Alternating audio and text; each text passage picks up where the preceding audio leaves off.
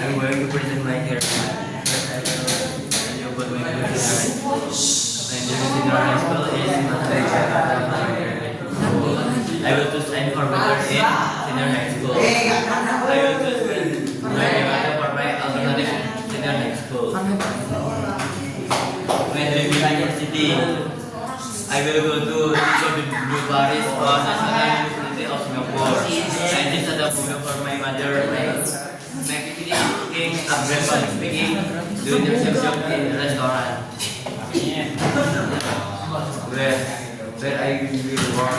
I will work in restaurant in my apartment moment. Until when I will work 15 years old. What will I do after I am there? I will enjoy a slow living life in Switzerland. My effort is study hard, scholarship, cooking and praying.